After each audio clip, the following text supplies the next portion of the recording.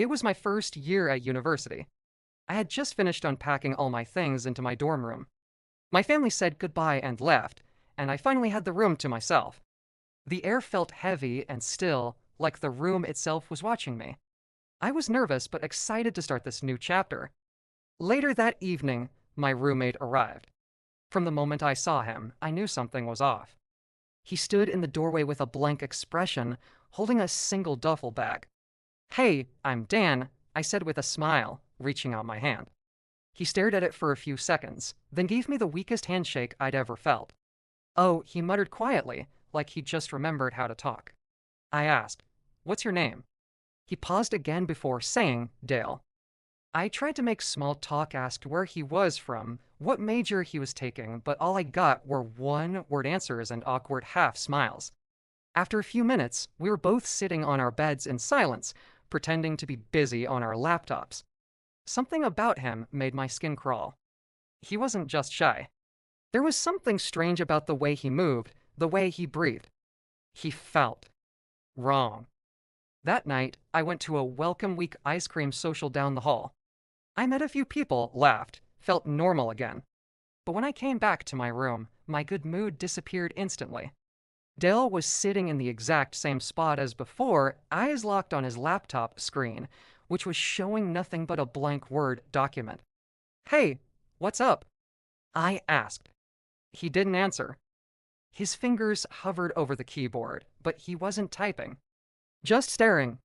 It was getting late, around 10:30 p.m., so I turned off my lamp and got into bed. Dale stayed up, the bluish glow from his laptop lighting his pale, still face. I could hear faint clicking sounds, not like regular typing, but slow, uneven taps. It went on for hours until around 3 a.m., when I finally heard the laptop close. The room went pitch black.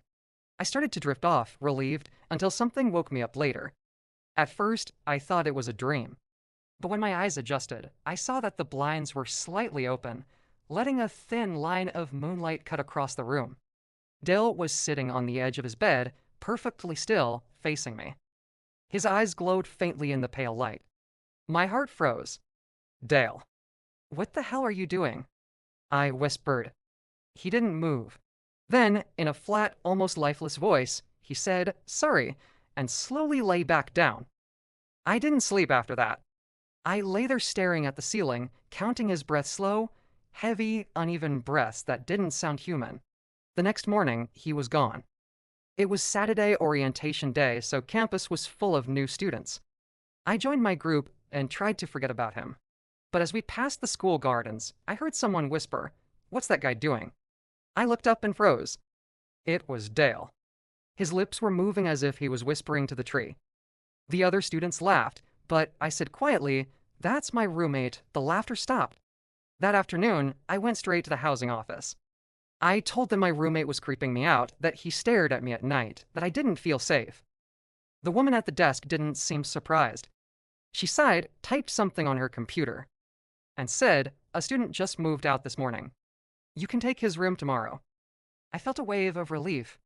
That night, before heading out to meet some friends, I noticed Dale sitting at his desk again, this time facing the door, not moving. "Hey," I said, grabbing my jacket. "I'm heading out." He didn't respond for a few seconds, then said, "Nothing." I didn't know what that meant. I just left. When I came back later, my laptop was open. Not asleep, open. Emails I hadn't read were opened. Folders I hadn't touched were moved. I looked at Dale. He was lying in bed, pretending to be asleep. I walked over, shaking, and asked, "Did you use my computer?" His eyes snapped open and he shouted, "No, too fast, too loud." My skin crawled. I glanced around the room. My suitcase zipper was half open. Clothes were out of place. Even the drawers in my desk were slightly pulled out. He'd gone through everything. When I started packing my stuff, Dale sat on his bed watching me. "You're leaving," he said flatly. "Yeah," I replied, trying to sound calm. "Moving to the third floor." He blinked once, then said, "Okay," and went back to staring at the wall. By that afternoon, I'd moved into my new room. My new roommate, Alex, was quiet but normal. We played a video game, talked about classes, and it felt good, safe, even. For the first time since moving in, I actually slept. But sometime after midnight, I woke up to a sound. Click. Scratch. Click. I thought it was the radiator, but as I listened closer, I realized it was coming from outside the door. I got up slowly and looked through the peephole. Someone was standing there, head bowed, motionless. The hallway light reflected off their scalp, greasy, familiar. The clicking sound was the doorknob turning, over and over, slow and deliberate, followed by a faint scraping sound. My chest tightened. I whispered, "Alex, wake up. Don't move. Someone's outside." I grabbed my phone and called campus police, my hands trembling.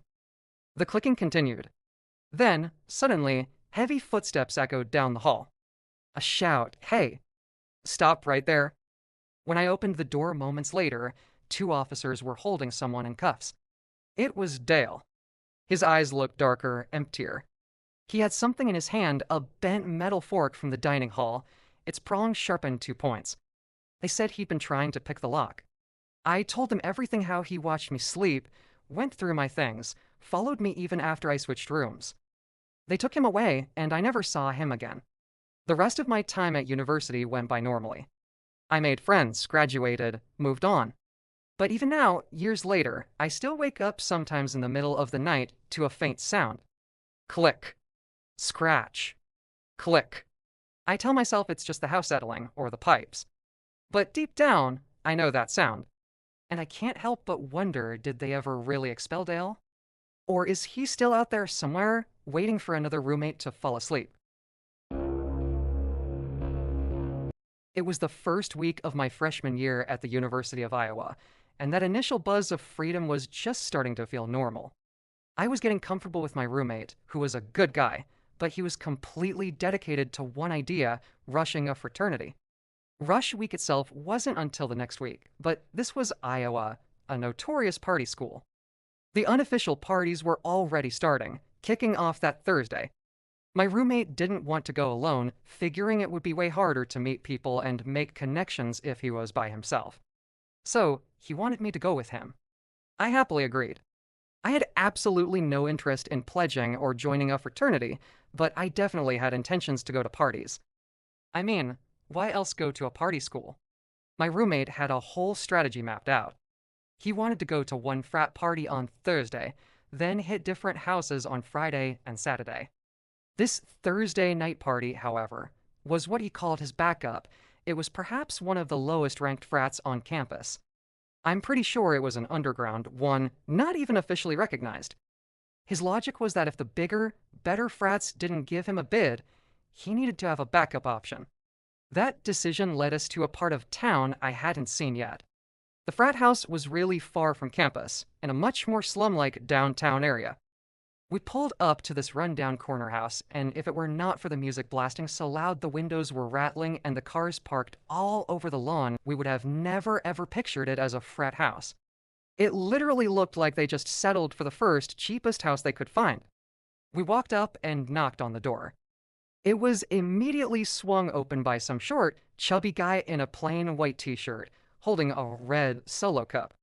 His shirt was already dark with sweat stains by his armpits and across his mid-belly. He just grunted, "Come right in." We stepped inside, and the party was just this horribly, dimly lit living room. There were probably 50 guys bunched up in that one small space. It was hot as hell in there, like breathing in steam. To make the vibe even worse, I think I saw maybe 2 girls in the entire place, and neither of them looked even close to attractive or happy to be there. To make the vibe even worse, I think I saw maybe 2 girls in the entire place, and neither of them looked even close to attractive or happy to be there. I gave the party a good 20 minutes, just trying to be a good wingman. I ended up talking with one overweight foreigner after another, all of whom gave off seriously antisocial vibes. It was like trying to have a conversation with a brick wall. Eventually, I'd had enough. I waved at my roommate across the room, giving him the "let's get out of here" look. But just as we started to move toward the door, a huge group of guys formed a circle right by the exit, blocking it. We decided to wait a little longer just to avoid the awkwardness of pushing through them and looking like we were leaving early. To kill time, I continued to drink the cheap, warm beers they were serving. I think I downed 5 cups before I could even remotely feel a buzz. That's when a heavy-set guy approached me. He had a tiny little bottle in his hand, like an airplane shot, and handed it to me. He was smirking and said, "That'll get you shit-faced." I gave a fake laugh and thanked him, expecting him to just walk away. But he didn't. He just stood there watching me, as if he were waiting for me to drink it. The pressure was on, and it was awkward, so I did. I tilted it back. It was maybe 2 shots worth of some kind of hard liquor. The guy then immediately started making conversation with me. It was totally one-sided. Every time I tried to turn away or hint that I was trying to get away, he would try to pull me further into the conversation. Things started to get really blurry, really fast. I remember feeling dizzy all of a sudden, like the room was tilting. The dim lights seemed to be getting darker and darker. That was the last thing I remember. Then I woke up. I was in a pitch dark room, lying in a bed. My heart was pounding. I could hear the sound of the party's music, but it was muffled, coming from downstairs and through the closed door. I knew I was still in the frat house, just somewhere else. The room was incredibly dark, but as my eyes adjusted, I could just make out the shape of furniture and a small closet door. But even over the blaring music, I heard another sound. It was a sound from the closet. The distinct crunch of a plastic bag, as if somebody had just stepped on it by mistake. Someone else was in the room with me. I didn't think. I ran. I bolted out of that room, found the stairs, and scrambled down them, back into the overcrowded, hot living room. I frantically looked for my roommate, spotted him, and just grabbed his arm. I didn't say anything. I just pushed him toward the front door, shoving our way past that same group of guys still standing in a circle right next to it. During the car ride back to campus, the silence was heavy. Finally, I told him I was drugged. He almost called the cops right then and there, but I told him it would be foolish and pointless. It was our word against theirs. Then my roommate asked me an awkward, quiet question. "Dude, were you taken advantage of?" I quickly checked myself. I didn't feel any type of pain, and my clothes, my shirt, my jeans were all still on, just as they had been. I assumed not. When I did a time check on my phone, I realized the strangest part. I had only been blacked out for maybe 10 or 15 minutes before waking up. Whatever that guy gave me must have been a dud, or a really weak dose, or maybe I woke up just in time. Thank God for that. That was my first and only college experience of attending an underground, ghetto frat party. And to this day, it remains my scariest life experience. My sophomore year, I thought I'd hit the dorm lottery. I got a single room tucked away in the corner of the floor. It was in its own little section. You had to turn a corner down a short hall just to see my door. It was the perfect setup. I could still hang out with friends on my floor and have people over, but when it was time to do homework or just go to sleep, I had perfect, quiet privacy. Then, one night, I was deep in study mode for a biology exam. The silence of my secluded room was suddenly broken by a noise. It took me a moment to place it a light tapping on the door. It was so soft, I almost thought I'd imagined it. I yelled, "Come in," thinking it was a friend. But the door didn't open. The tapping just stopped. I got up and opened it. Nobody was there. I walked the few steps to the corner and looked down the main hall. It was completely empty. I figured someone was just messing with me. I went back to my desk and continued studying, but this time I left the door open. Nobody ever came back. The next night, just a few minutes after I'd turned off my lamp to go to bed, the tapping returned. Only this time, it was much louder, more of a deliberate knocking sound. I called out, "Who is it?" Again, the knocking stopped immediately. Silence! I jumped out of bed, annoyed, and yanked the door open. My small, private corridor was empty.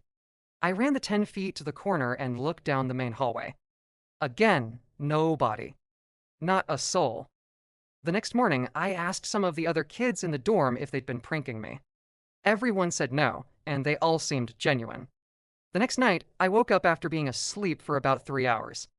This time, someone was pounding on my door, louder than ever. My heart jumped. I sat in my bed for a second, trying to decide whether to open it or just yell. Finally, a little scared, but mostly angry, I hopped up and threw the door open. As I expected, nobody was there. But this time, I full on sprinted down the tiny corridor. As I turned the corner into the main hall, I caught a glimpse of someone's back just disappearing around the far corner on the opposite side. Gotcha, I thought. I ran as fast as I could down the long hallway. As I turned the corner where I'd seen the person, I saw a door at the very end of that hall swinging shut. It wasn't a dorm room. It was the bathroom. I felt a rush of adrenaline. I was ready to finally confront whoever this joker was. I stormed up to the door and pushed it open with force. The bathroom was pitch black. I fumbled for the light switch and flipped it on. The harsh fluorescent lights flickered to life. I expected to see someone hiding, but I didn't see anyone. My first instinct was to check the two bathroom stalls. Both doors were shut. I got on my hands and knees and looked under the gap. Under the first stall, nothing. Under the second stall, I saw a pair of heavy black work boots. I took a deep breath, stood up, and pushed the stall door open, ready to say something. But I just froze. I was so confused. There, sitting on the tile floor, were the boots. Just the boots. There was no person wearing them. And then I heard it. A creepy, giggling noise. It wasn't a feminine or childlike laugh. It was a dry, raspy cackle. The kind of laugh I could only imagine coming from a really old, crazy man. All my confidence vanished. I was terrified. I ran back to my room, slammed the door, and locked it. I jumped back in bed and started frantically texting every friend I had, but of course, it was the middle of the night, and everyone was asleep. The knocking happened one more time that night. I just lay there in the dark, ignoring it, my heart pounding. It went on for about 30 seconds before whoever or whatever it was finally gave up. I talked to everyone on my floor the next day. I told them the whole story. Nobody else had heard any knocking. Everybody swore they weren't pranking me, and I believed them. They all seemed sincere. I still don't know why this person chose to harass me, or who this person even was. But judging by those boots and that horrifying laugh, this was an older man. And that thought, more than anything, still disturbs me. My college days at Binghamton University were some of the best. I'd only been there for 2 years, but I'd already found a great group of friends.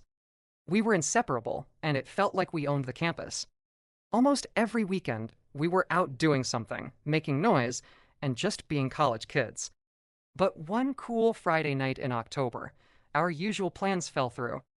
Nothing was happening. So I looked at my two closest friends, and we decided to do something different. We'd hang out by the lake in the school's nature preserve. This wasn't just any spot. You had to walk a bit to get there, all the way to the far side of the lake. Tucked away in the trees was a small open clearing. It was our secret spot, a place where people could build a small fire, have a few drinks, or just escape.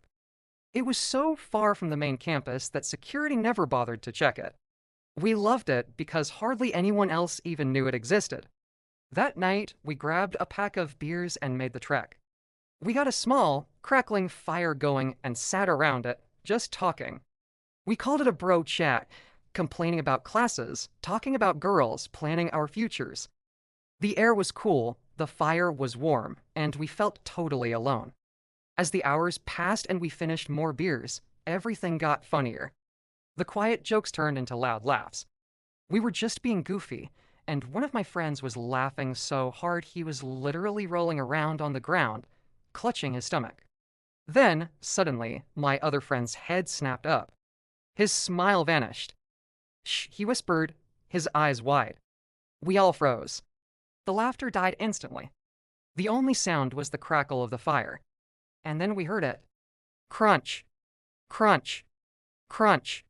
It was faint at first, like footsteps in the distance, walking on dry leaves. Our first thought? Campus security. We were all under 21. Cops, one of us hissed. We scrambled, grabbing our half-empty beer bottles and throwing them as far as we could into the dark lake. I was a bit drunk, and the sudden quiet made my head spin. I started to feel paranoid.